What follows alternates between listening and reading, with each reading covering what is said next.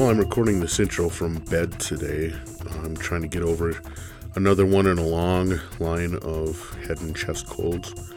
I'm also trying to get over what I believe we would call a sports-related hernia brought on by watching the Packer-Bear game this evening. That was a tough one.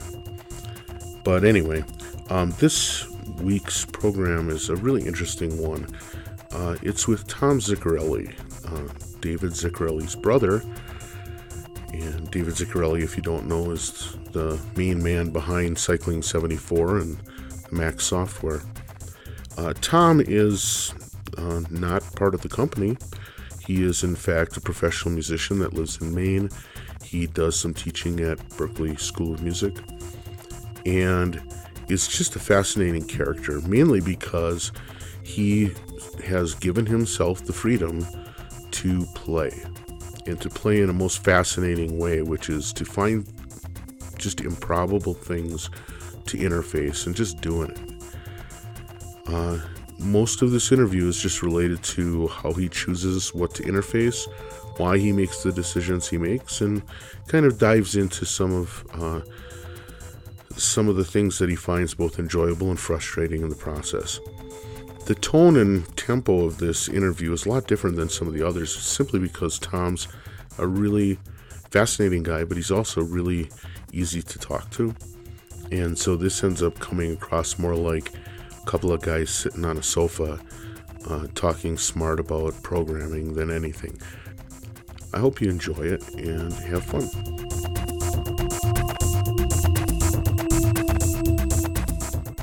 Okay, today we are going to speak to Tom Zicarelli. I had my first chance to meet Tom was at the Expo 74 that was held in New York. Tom is, in fact, David Zicarelli's brother, but that's just about... Oh, and they kind of talk the same, but otherwise they're really different people.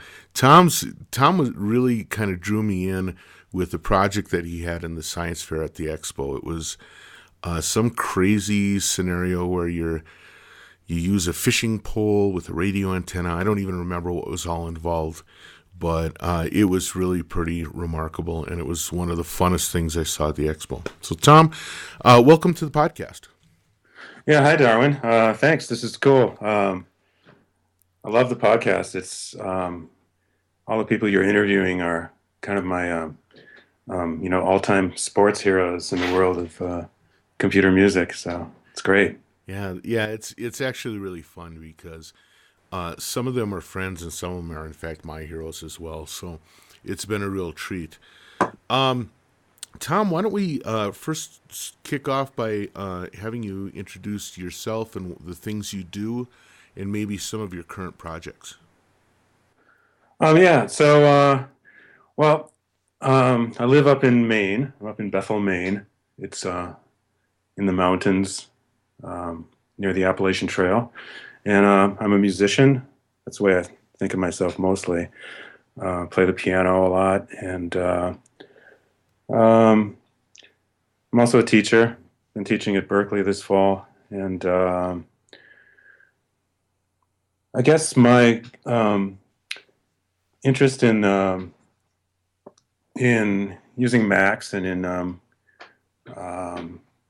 working with computers and various things kind of, some of it came about because, being around David, he would just show me this stuff and I would be totally amazed by it. But for a long time, I didn't really get into using it because I was busy raising kids, and I had a full-time day job programming computers, so it seemed kind of like a busman's holiday. And I was trying to learn to play the saxophone, but I got into it kind of. I was working with this artist, Wade Kavanaugh, and we were both teaching at a boarding school here.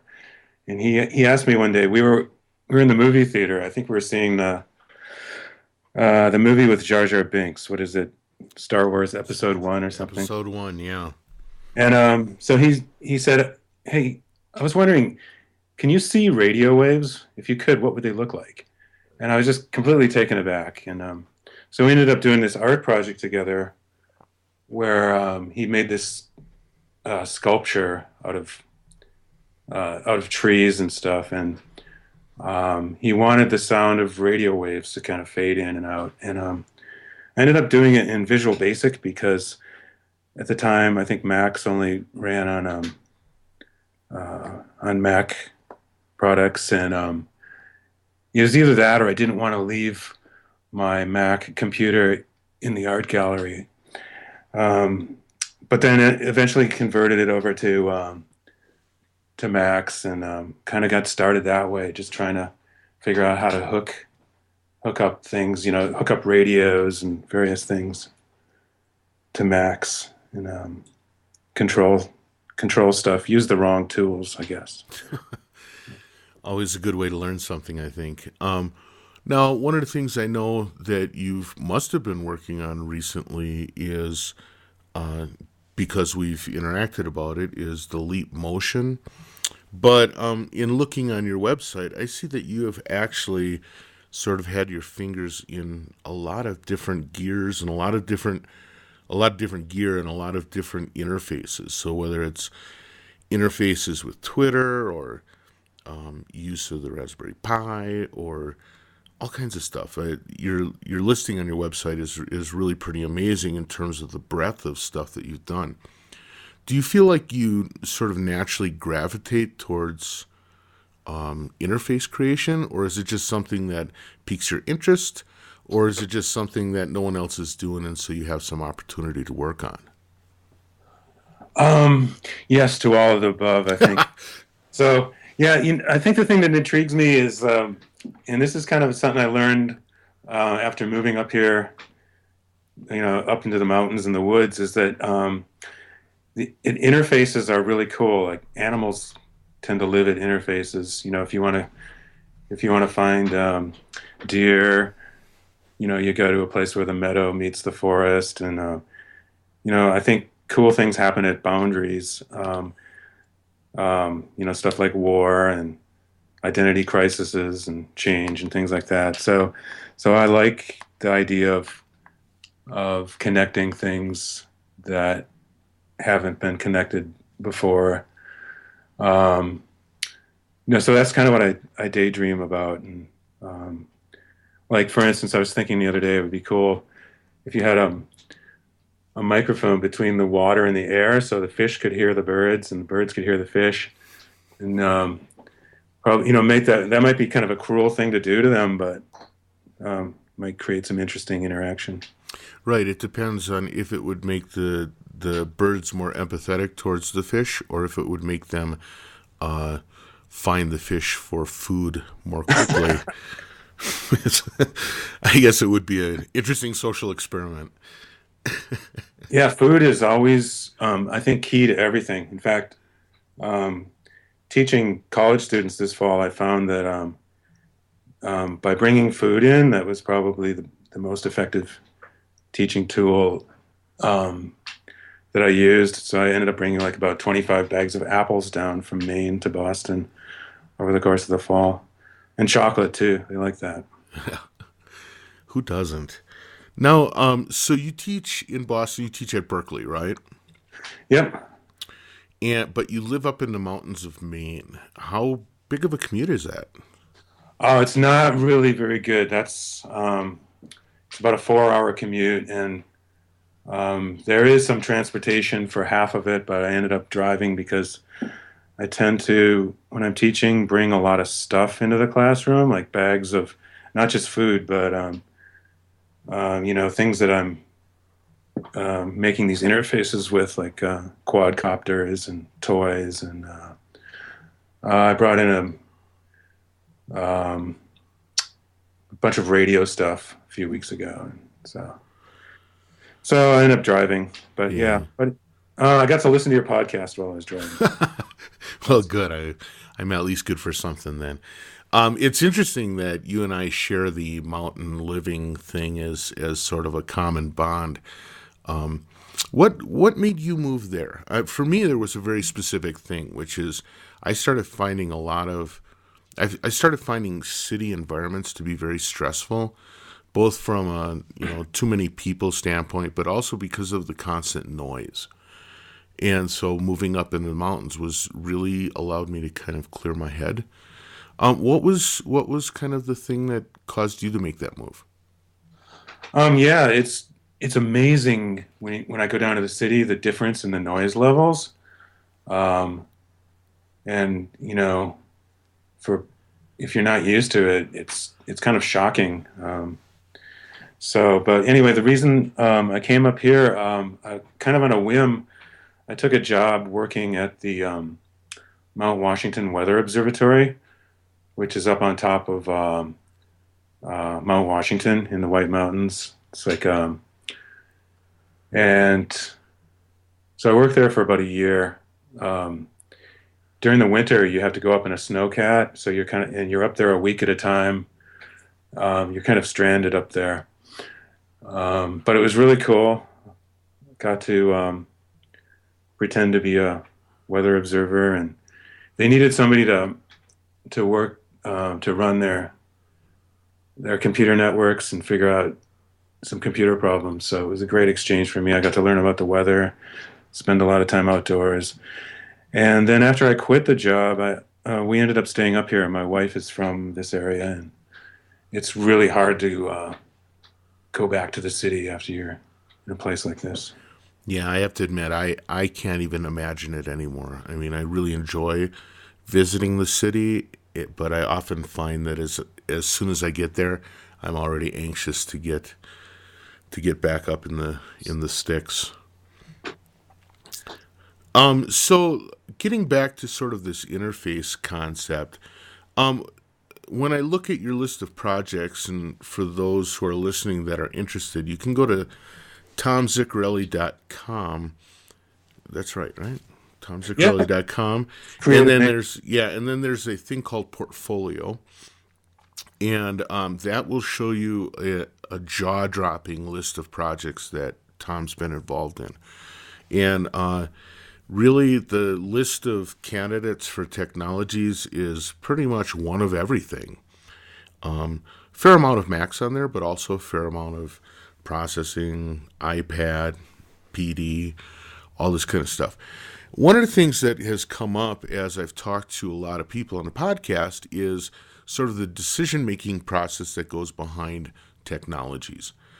Um, Now, some of them, sometimes I would assume that you're choosing a technology because it's the only practical way of getting something done. But in other cases, it could be arbitrary. First of all, what makes something attractive as a thing to interface with? And then secondly, what makes you decide the technology you're going to use to attack it? Oh, those are great questions. So sometimes it's the only way to get something done. Like for instance, one of the projects that I'm going to be doing in the near future has to do with getting video from YouTube and processing it in Macs. And so it turns out that there's a few ways to do it, but they keep breaking. And so I just happened to find one the other day with somebody who had written a program. It's a variation on the Chrome browser that puts the output through Siphon, and then you can read it into Jitter through Siphon. So in that case, it's just whatever is available, whatever works. But a lot of times, I'll find that there's a certain pattern that kind of works. Like I do a lot of stuff. Mostly inspired by Luc Dubois, where I'm trying to get data from the internet and use that data for sonification or for controlling other things. And so what I've found that a really great way of doing that in general is in Macs, you can communicate using open sound control, using the UDP send and receive objects. And then it's really easy to set up a server in Ruby or Python or even PHP or Node.js to read the OSC messages from Macs and then send them off somewhere else. So, for instance, if you wanted to um, draw something on a Google map from Macs, the way I would do it would be to send OSC messages with the geocoded data points into a Ruby server from Macs, and then from that Ruby server use WebSockets to send the information to a web browser. So basically instead of trying to do it all in Macs, which you could do, it is a lot easier to do some of um, the processing of HTTP requests in other languages, and then just have Macs interface using MIDI or Open Sound Control. So that's kind of how I end up doing things. Just you find certain tools that work better for certain functions, and then go with that.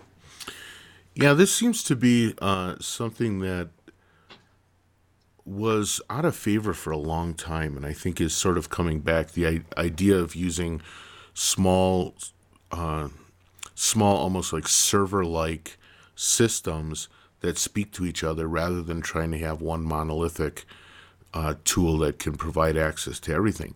Now, how does that work when you're teaching people how to use software? Because, first of all, you then would sort of have to teach them several different things, but also you have this ordeal where it's like, well, hopefully the computer you're using is going to let you, give you security access to this, or is going to be fast enough, or is going to have connectivity that's good enough to pull it off. How does that work in teaching? Well, yeah, it's a lot of times it doesn't work. Like, for example, I was trying to do something a couple weeks ago. I have a few examples that will allow you to send tweets from Macs, or receive a stream of tweets and then process them in Macs. And so the first thing that happened was, I had set up a lot of these programs back in early summer. And so a couple days before I started teaching, I wanted to go through these so I could use them in my classes. And they were all broken because Twitter changed the authentication to require OAuth authentication for all their API interaction. So I had to rewrite this stuff because it was all broken. And then when I did get around to trying to get students to do this, it turns out, so I was using a Ruby server as an intermediary from Macs to Twitter. And it turns out that all the students had different versions of Ruby on their computers. And the libraries, they call them gems in Ruby. Right. They're all different versions of that. So, so you get thwarted from a lot of different angles. But in terms of, I feel like most kids, these days really have no fear of computer languages. So you can give them, for instance, a Ruby or PHP server kind of as a black box. Say, okay, here, take this. This works. Put your information in it. And then, for instance, if you wanted to get all the tweets that match a hashtag of cats instead of dogs, I'll just show them where it is in the code, and they can change it. And they're comfortable with that. They don't mind going into a text editor and changing some code, even if they don't really know how to write the code from scratch. Yeah, that's actually an interesting thing I've run into too, and it's not just older and conceivably more experienced students. Cycling is actually supporting me in an attempt to teach some 5th through 8th graders kind of a combination of electronic circuits and creative coding. And it's really quite remarkable that there's this thing that says, I don't need to theoretically understand everything I'm looking at. as long as I can understand where to go to change the thing that I want, totally comfortable. And I think that's a big shift, and I think it's something that a lot of educators still haven't wrapped their heads around. Yeah, well, as you know, one of the things that you end up spending a lot of time on is trying to make it easy. So you have to have something that works before you bring it into the classroom. And so, like I said, like a lot of this stuff just breaks all the time, and you have to do the work behind the scenes to make it easy to go in and edit something or change it. But it's worth it, I really feel like it's so much. My students are so much happier if I can, bring in. Like I brought in some stuff related to underwater acoustics the other day. You bring in a pan of water and stick a microphone and a speaker in it. It's more exciting than working out of a textbook. Oh, sure. And then they'll start asking interesting questions like, what was one of them? I was showing signal processing routines that are reversible. For instance, if you take and run an audio signal through a max object, and I don't even know what the object's called, but if you do like exclamation mark divide 1, I believe it takes the reciprocal of the signal. Right. And so it makes the audio into something completely unintelligible. But then if you run it through the same object again, it comes back to normal. So, so one of the students started suggesting, well, can we do this with light and make things invisible? And then, and so you start getting really great questions, when you do things that are maybe, kind of on the pushing the envelope a little bit. On the fringe, right? Yeah, the flip side of that is you can end up with some real horror scenarios. I mean, actually, one of the biggest, what I would call one of the biggest failures for me was I had put together this plan to do an art piece for libraries, and basically what it was going to do was you would have a overhead barcode scanner. It would read the barcodes as they came through, and then I would go off to Amazon and do like these really deep trails through the people who read this also read this kind of thing, and sort of like try and find sort of like unexpected connections between, people like, hey, the person 4 things ahead of you seems to be the exact opposite of you, or whatever, trying to do some social gaming based off of the books that people were checking out. And, so I bought this big overhead scanner and all this kind of stuff, display screens. And then all of a sudden Amazon changed their interface, and what they changed it to made it impossible to do, simply because of the authentication requirements. And, it was one of those things where it's like, great idea, but because these interfaces are sort of like constantly changing, there's a lot of risk involved in doing that kind of thing. Oh, yeah. I mean, I felt just pang of sadness when you described that to me, because it's such a great idea. And were you able to figure out another way to do it? Or? Not really. There's the way that Amazon works their site, it's very difficult to do any kind of web scraping kind of thing. Yes. So I was actually using their commercial engine. Yeah. And my wife at the time was doing some book selling, and so I had actually access to the commercial API. But it went from being a relatively straightforward query and response system to this really kind of convoluted thing where you had to have like signed requests, and then they put limits that you can only have so many requests because what they didn't want is people just basically building their own database off of the requests that Amazon was sort of giving only to their business partners, right? And it basically sort of foiled the whole thing just because I really wanted it to have sort of some technical limits so that it wouldn't be very fragile when it was in the field. So I wanted to set this up and have it run for months.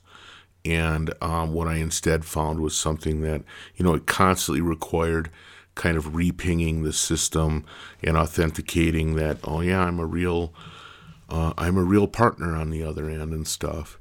And, I probably could have reached out to Amazon for some help, but I was so discouraged by the whole thing that I just dropped it. Yeah, there's probably another way around it, but,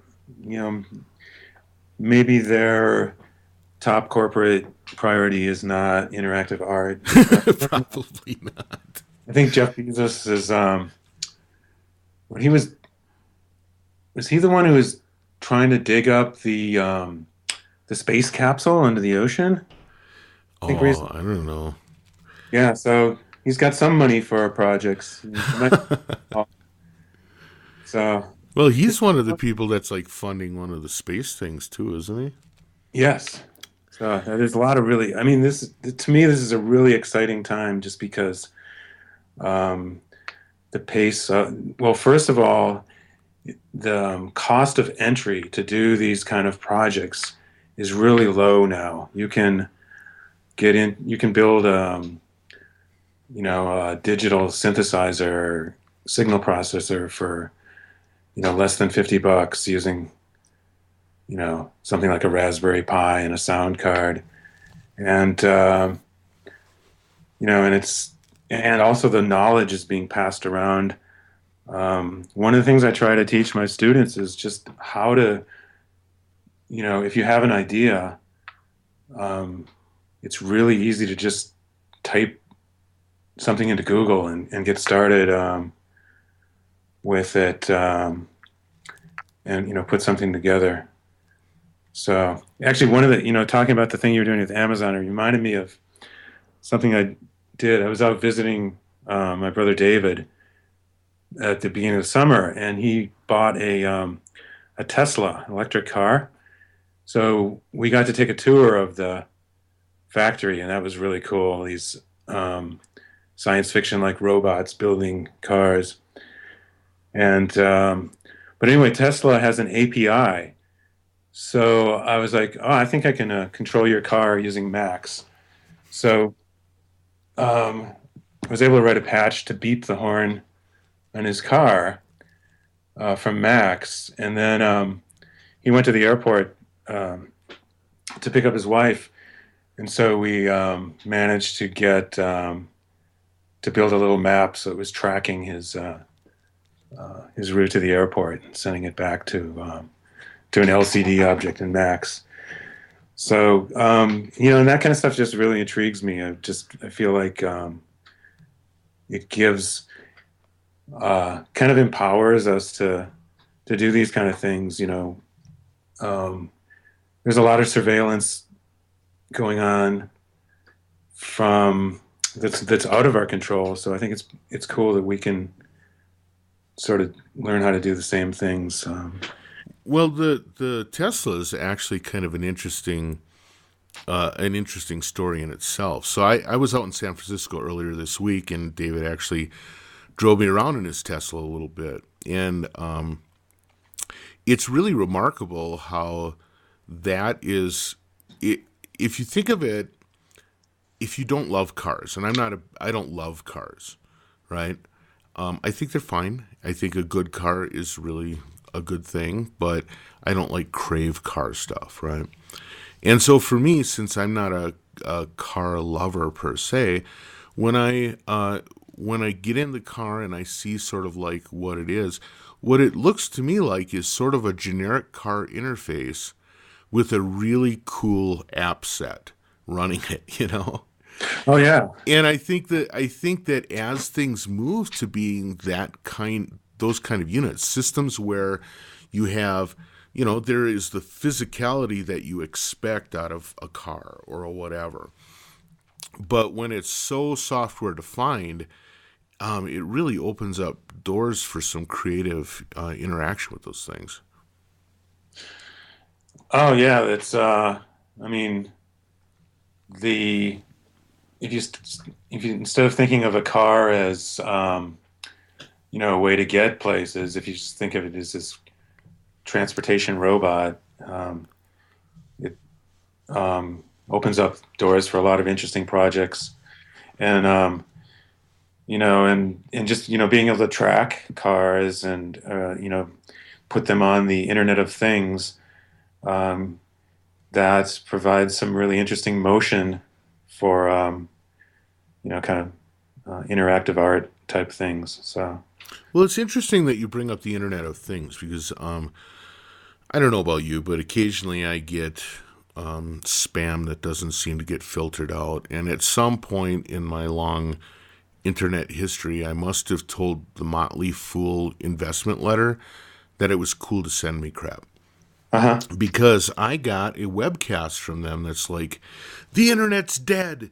It's gone. Here's what's next. And so then you click on it and you have to go through sort of a self-congratulatory hour-long gab fest before they finally tell you that basically what it is this new thing they're calling the interworld.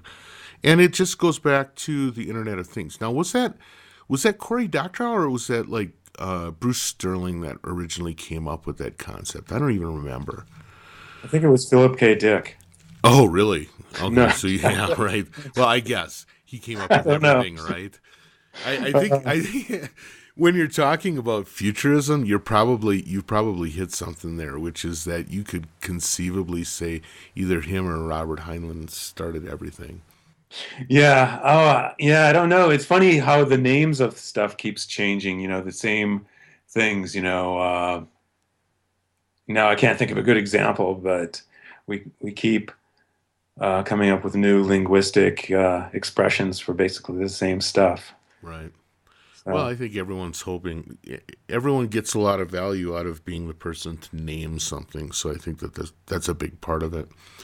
But I would say that a number of the things that you've worked on sort of take advantage of that sort of stuff, sort of limited interface capability that wasn't meant for any kind of artistic attachment, but you just did it.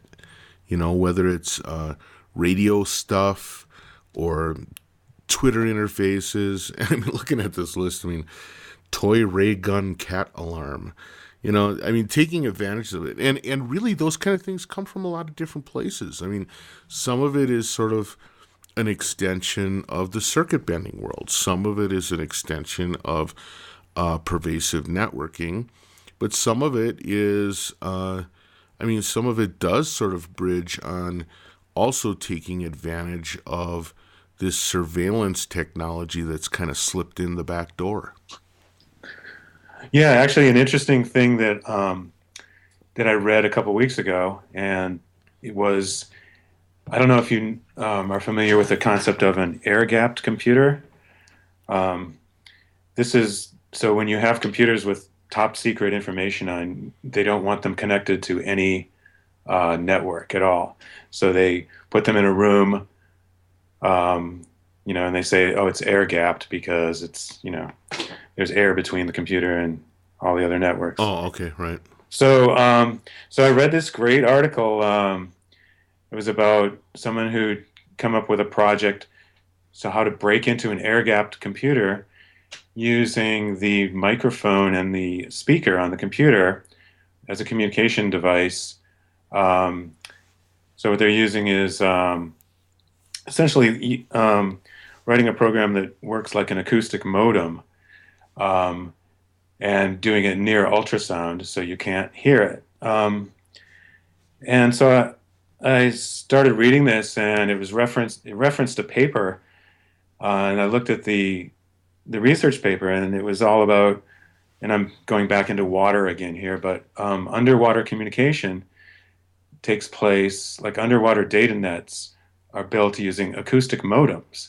And I was like, whoa, I didn't know that. So, because apparently radio signals don't work so well in seawater because of the electrical properties of seawater. Sure. So I started getting into this more and finding out that there's all this research being done with underwater data networks. And I thought, oh, it'd be cool to actually write a program that allowed you to communicate data acoustically.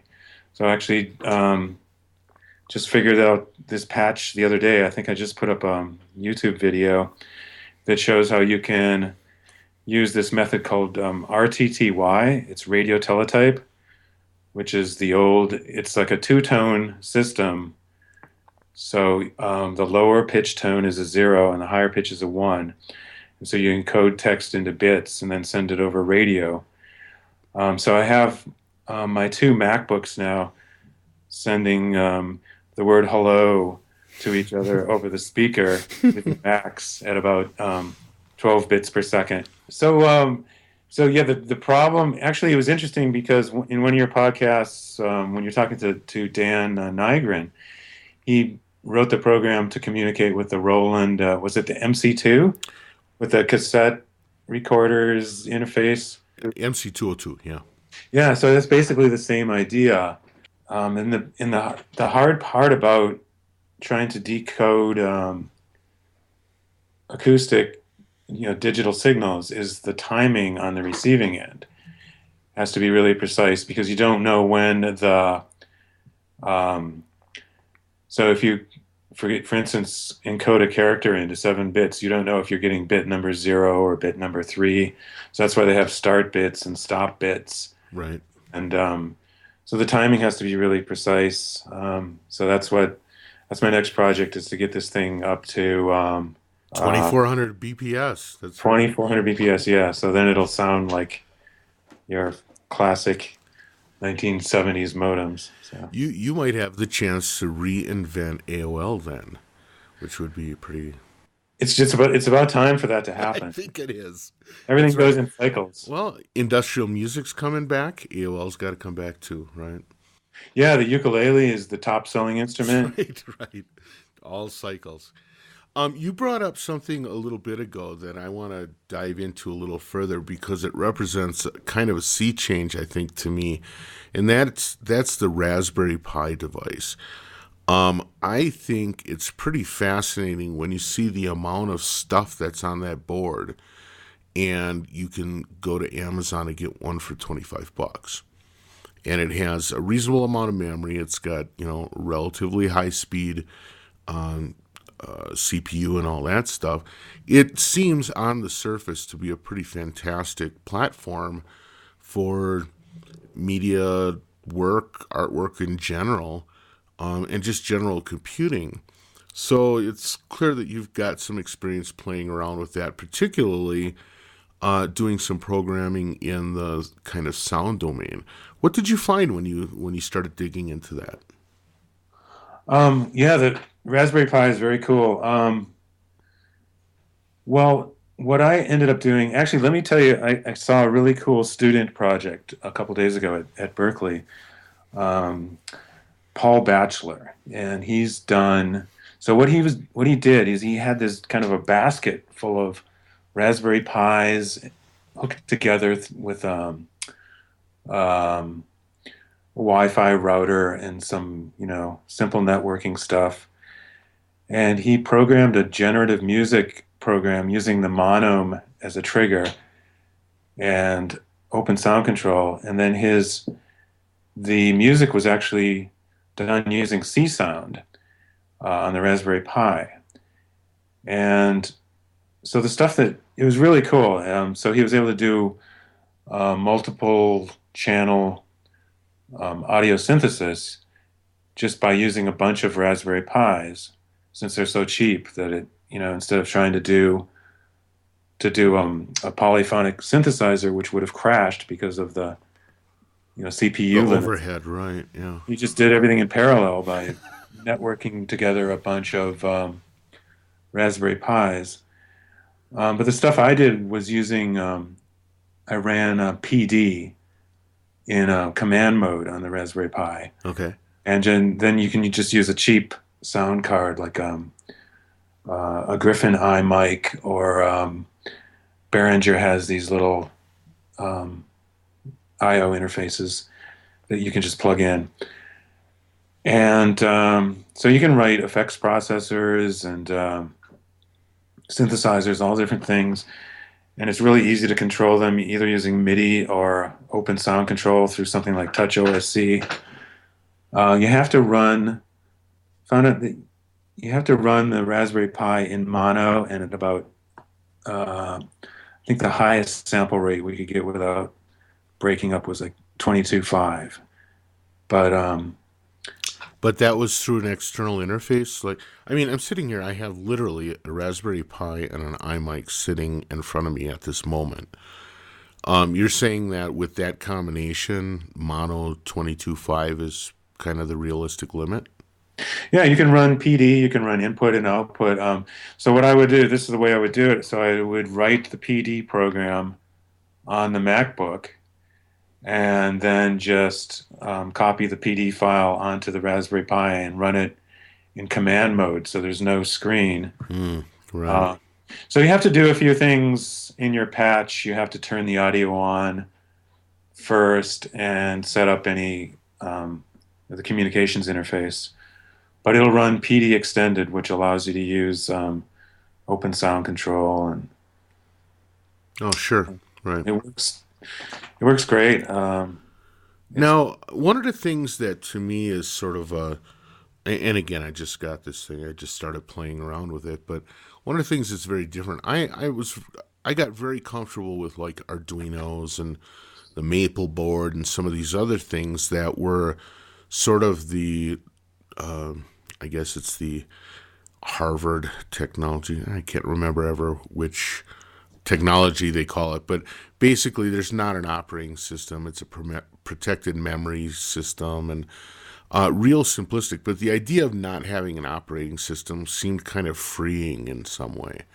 I mean, maybe it was just harkening back to hacking my Apple II or whatever, but there was there was kind of a cool sensation and feeling like you were really close to the hardware.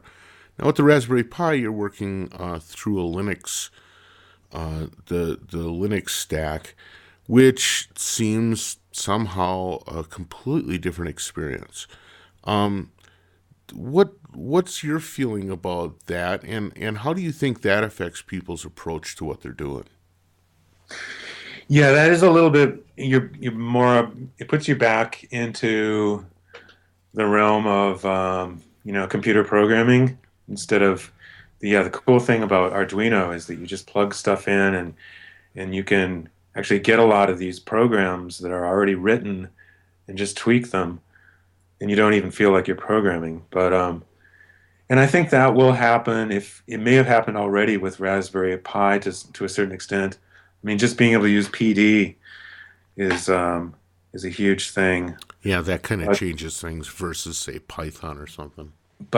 yeah, but they have these GPIO pins on the Raspberry Pi, and so you end up, and this is something I really haven't had a lot of experience, but the stuff that I wrote has been C programs um, that just do serial I/O, and it's not as friendly as the Arduino stuff by any means. But there may be stuff out there that I just am not aware of yet um, that simplifies it. Sure. So Well, this we went burned through that time really quickly. I'm actually surprised to see that we've been chatting so long. It's been really fascinating talking to you. Is there any current projects you want to turn people's attention towards? well, I'm doing a kind of an interesting thing with Leap motion sensor that you mentioned, and actually, to me, the interesting part about it is this is actually a thing I'm doing with Richard Boulanger at Berkeley, who's amazing teacher. He just inspires students to do some really cool things. And so in this project, actually, um, we have a couple of students, one student and a former student working on writing the sound engine in C sound, and then that's running inside of a PD wrapper in this thing called libpd, which Peter Brinkman set up so you could run PD as a library in a C++ or a processing or Right. Python program.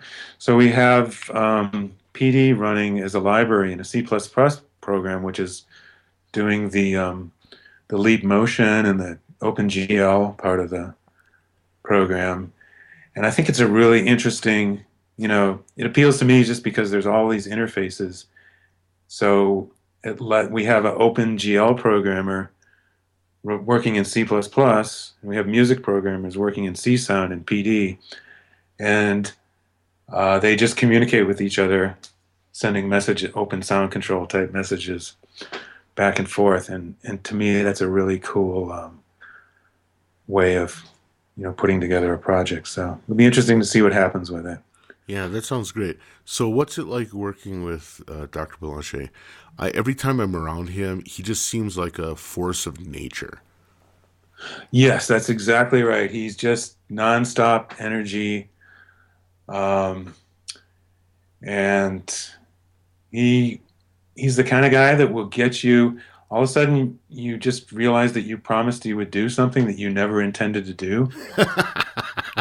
And you're 20 hours into it, but it's really been great working with him. And so, well, that sounds great. Yeah, he's a fantastic teacher. Yeah, that's what I've heard. I've heard from so many people how inspirational he is. Well, Tom, thank you so much for your time. I really appreciate it. It was fantastic talking to you, and you kind of turned my brain into some things. I've got to spend a little time with Google because I've got some ideas now. So, yeah, well, it's great talking with you, and like I said, I feel it's a really exciting time right now. There's just so many possibilities for ordinary people to do pretty much extraordinary things. Yeah, I agree. All right, thanks a lot, and have a great day. Yeah, you too, Darwin. Thanks.